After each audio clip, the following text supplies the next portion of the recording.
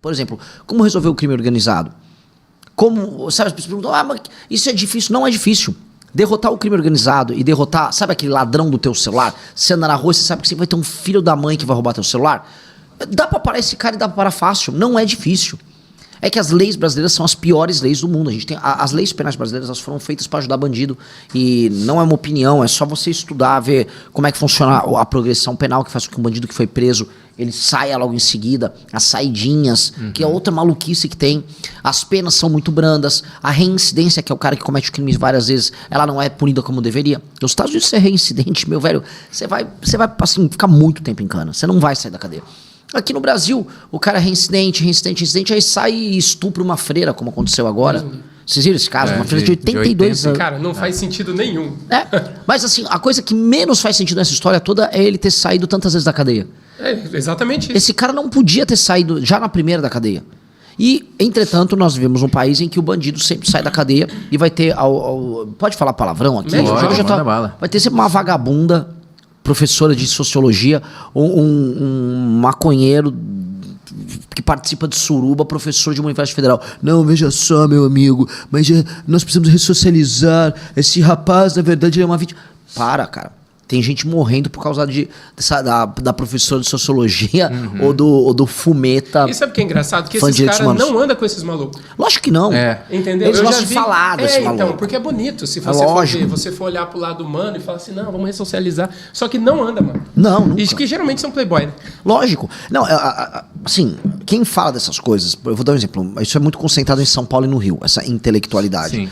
Mora no bairro de Pinheiros, São Paulo. Pinheiros é um dos metros quadrados mais caros de São Paulo. Os bares são caros, os restaurantes são caros. Só que aí o cara bota uma MPB pra tocar, ele acha que eu sou meio popular. Mesma coisa no Leblon, nas Laranjeiras, lá no Rio de Janeiro. Bairros ricos, não precisamos discutir a desigualdade e por que a desigualdade. Merda.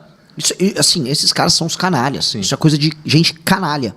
E nós não podemos deixar que essas pessoas canalhas determinem basicamente a nossa segurança, a nossa vida, que é o nosso bem maior, a vida dos nossos amigos, parentes. Então, essas pessoas precisam ser destruídas. E a gente tem que ter um projeto que chegue ao poder e mude completamente as leis e demonstre que esses caras que hoje, no fim do dia, direto ou indiretamente, recebem dinheiro gringo para defender maluquice, e sim, a maior parte do dinheiro que sustenta ONGs de direitos humanos no Brasil vem de fora do Brasil, esses caras não podem participar do debate público. Um cara que recebe dinheiro, por exemplo, indiretamente do governo americano, como o próprio governo americano demonstrou da USAID, ou recebeu dinheiro de ONGs como a do George Soros para defender direitos humanos no Brasil, esse cara está, na verdade, interferindo no Brasil para tornar o Brasil mais inseguro através de uma política que veio de outro país. Cara, isso tem que ser proibido. Sim. Ponto. Concordo. Proibido. O cara não pode vir uma grana gringa para interferir na forma como a gente se administra. Cara, e quando você vê, por exemplo, o Lula indo para os Estados Unidos falar com o Trump sobre prender o crime organizado e tudo mais, quando você ouve ele falar sobre isso, o que você pensa? Primeiro, assim, o Lula não tem a menor ideia mais do que ele tá falando, que o Lula tá ficando senil.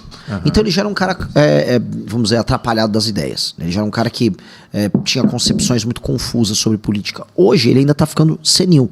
Então, o Trump, né, o que rolou, vocês devem ter visto, o Trump e outros presidentes americanos estão falando em fazer um combate integrado ao crime organizado nas Américas. Eu tive nos Estados Unidos, eu tive em Washington, a capital dos Estados Unidos, e eu conversei com gente, inclusive da administração Trump, e eu falei, olha, esse é um foco, esse deve ser o foco total no hemisfério aqui, foco total no nosso continente. E eles falaram, não, haverá um foco do nosso governo nisso, sim. Aí ele falou, agora o governo de vocês, né? O governo nosso é aliado do tráfico, o governo brasileiro é aliado do tráfico. Então há uma noção no governo americano disso. Então o Lula, ele ficou muito preocupado, porque não é nem que ele acha que os Estados Unidos vão invadir o Brasil, os Estados Unidos não vão invadir o Brasil. Os Estados Unidos conferirem ao PCC e ao Comando Vermelho o status de organizações terroristas, apenas é uma constatação da realidade. Ele não está fazendo nada além de constatar a realidade. Sim. Isso não significa que, por considerá-las terroristas, eles vão basicamente meter aviões e tacar bomba aqui. É isso que eu ia perguntar. Eles não vão... Não, eles não podem fazer isso. Não, é um reconhecimento. Entendi. O exemplo que eu dou o ETA era um grupo terrorista que havia na Espanha, lá no País Basco. Foi enfrentado pelo exército, pelas forças especiais da Espanha, das forças policiais espanholas. O IRA, na Irlanda, a mesma coisa. E os Estados Unidos reconheciam eles como terroristas. Os Estados Unidos não fizeram interferência na Espanha ou na Irlanda. Né? O que eles estão comentando, né? Meu Deus, a nossa soberania está sendo atacada, que é o que o Lula fala. Mas na prática não tem soberania nenhuma. A partir do momento que você não controla o próprio território, porque o Comando Vermelho controla o seu território, é porque você não é soberano. A soberania não é nossa. Né? Cara, e o cara ter que esperar os Estados Unidos reconhecer o bagulho pra depois... Exato. Não faz sentido nenhum. Nenhum. Pra emitir a opinião dele. E, cara, hoje, já que a gente está falando sobre segurança, hoje o Brasil tem um índice gigantesco das Forças Armadas, ou dos policiais, vamos por assim, militares, com problemas psicológicos, cometendo suicídio e tudo mais. E eu gostaria de entender qual que seria a solução para esse caso. É só um acompanhamento ou o problema é carga horária? O que você acha? Não, se você pegar a maior parte dos policiais que têm convicção do que fazem e que fazem isso porque acreditam, eles não se importam com a carga horária, por mais que por vezes o trabalho seja extenuante. O que acontece é que quando você lida com a morte o tempo todo, isso vai te fazer algum tipo de mal. E você tem pessoas que lidam de maneiras diferentes com isso. A carga horária é um problema e a gente sabe onde está o estresse. E o estresse não está no combate. Se for perguntar para um policial o que mais estressa ele vai falar para você na maior parte do tempo. A insegurança de eventualmente ele morrer e a família dele ficar desassistida. A insegurança dele matar um vagabundo em combate ou mesmo fazer uma prisão e aí ele ser processado e ele ter que arcar com os custos do processo. E 3... Quando ele leva, esse é um caso que eles repetem o tempo todo, levam um bandido, por exemplo, para uma delegacia, aí ele chega lá e aí toma um chá de cadeira de 7 horas do delegado de polícia. Os delegados de polícia, e existe uma briga grande entre polícia civil e polícia militar em todos os lugares, eles não são, vamos dizer, solidários ao trabalho do policial militar. E a gente tá com propostas para endereçar tudo isso. Tem que ter um limite máximo de 2 horas para você liberar o policial na ocorrência que ele fez lá na delegacia. Ponto. 2. Precisa de um acompanhamento psicológico? Sim, eu acho que isso é um fato dado. Mas a gente tem que também fazer que as pessoas tenham, o policial tenha segurança na hora de trabalhar, de que ele não vai ficar desassistido caso ele morra. E 2, caso ele faça o trabalho dele, ele não vai precisar, meu Deus, correr atrás de um advogado, ter medo de ser preso. Porque o custo sobe também pra ele, né? Demais. Eu conversei já com um policial que falou pra mim, cara, eu penso antes de correr atrás de alguém. Porque se ele bate a viatura, a culpa é dele. Exatamente. Então, tipo assim, ele obrigatoriamente, ele não pode fechar o olho pro que tá acontecendo, porém, se ele bate a viatura, a culpa é dele. Então o cara fala, velho, o que eu ganho em fazer o meu trabalho? Tipo assim, em ir atrás. Porque eles dizem que você não deveria, você tem mais ônus do que bônus na teoria. Que daí depois se ele bate uma viatura, não, mas quem falou pra você furar um sinal vermelho atrás do cara? Entendeu? Sim. Isso é bizarro.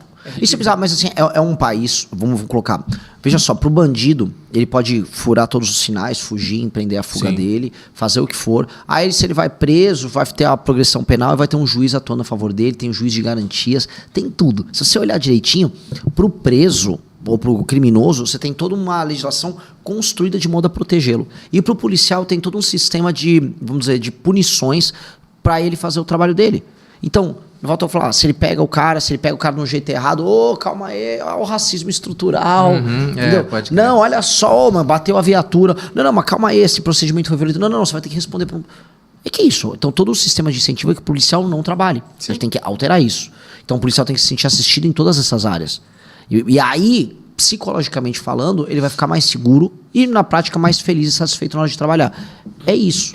Não há muito mais do que fazer isso. Até porque o lance de lidar com a violência é também vocação.